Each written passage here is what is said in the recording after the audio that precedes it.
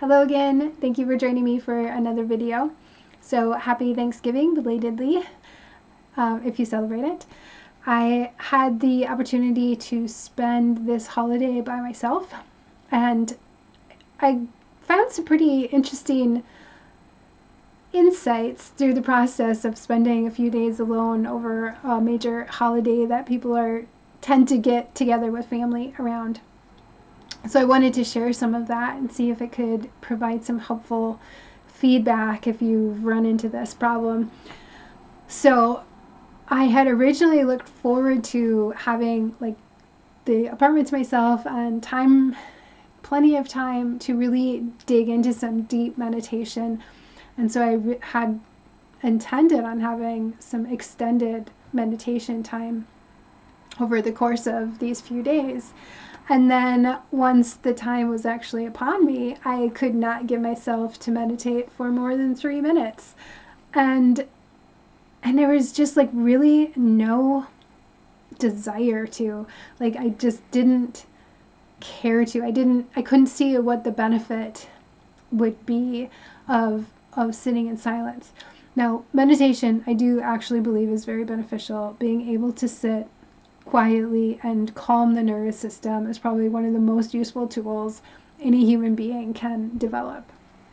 And just not losing the ability to just sit quietly by yourself and be content with that is very, very important.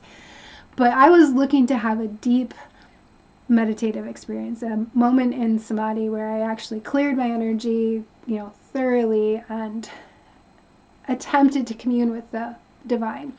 Now, I have been a faithful spiritual person my whole life. I have just been absolutely in love with all things God related. I wanted to know everything. I felt like most of my life has been like a play. Like God was my teacher. My direct teacher was spirit itself, and life was like this treasure hunt and a bit of a puzzle that I was getting shown pieces, and it was enjoyable. It was enjoyable to show up at the right moment to be a miracle for someone, to listen to the nudges and guidance of spirit and watch like really cool things happen out of the ordinary that you wouldn't expect, and have my own life enriched by other people who stepped in and stepped up and did like miraculous, wonderful, beautiful things for me. Like it's just been a joy to walk in spirit. And so to get to the point of my life now, after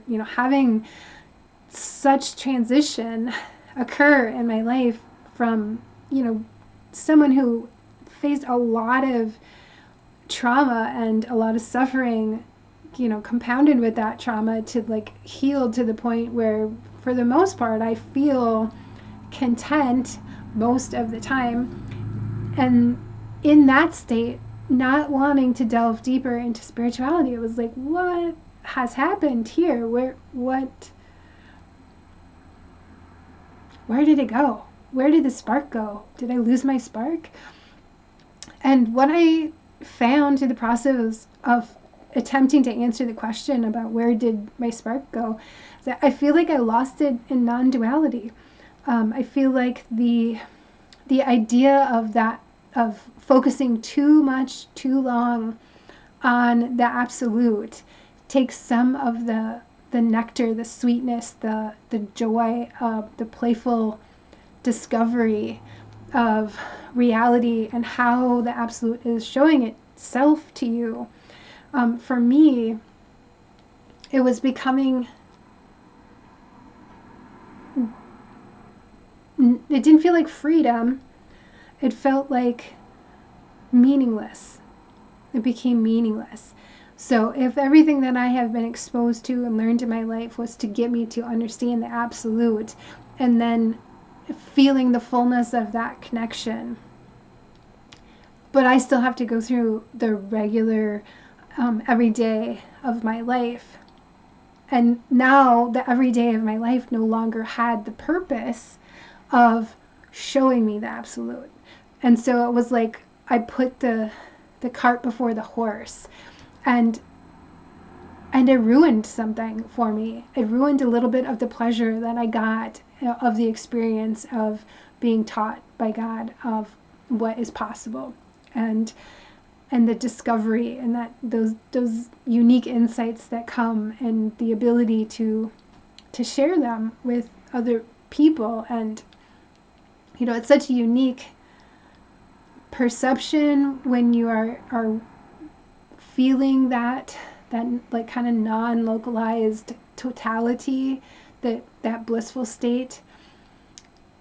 And the energy can remain there as you're going through your, the motions of your everyday life. But what I wanted was that spark of being spoken to by the divine. I want to hear the divine's voice in what I am experiencing, without having to do anything, but just because the divine wants to keep my attention, and wants to engage me with the process.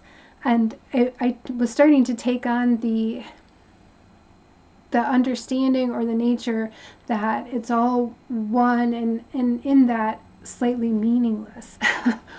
And it was just like such an uncomfortable frame of reference. And I know I'm not the only one that's gone too far down the non-duality rabbit hole, to a place that feels unfulfilling. Now, if I could go sit in a cave and I had no responsibilities for the rest of my life, and could just, sit engrossed in that kind of sublime state. But when you have to come back because you have responsibilities to do, it's different. It's a different sort of relationship that you're having with spirituality, at least for me. And so if anyone else has had that experience, I'm happy to hear what you have to say about it. But I think to a certain degree, non-duality can cause some existential suffering if we're not careful. It's important to understand that the absolute, or to contemplate on what the absolute is. But if you aren't ready to be done with your life, it's not as liberating as I believe some of the promises kind of get espoused to people all of the time. So those are my happy Thanksgiving thoughts that don't seem very happy. But it was a really nice realization, because I know as a creative being, as a spiritual being, that I can come right back and say, dear God, I want to have a relationship with you again that is full of that mystery and magic and exploration, like it was when I was younger, and to renew the spark in my heart so that it is fun again, and not a chore, or not something that I have to constantly be attempting to focus on in order to be the good little soul. So hopefully that provided you with some peace and insight of your own. Please feel free to leave any comments or questions below. Take care.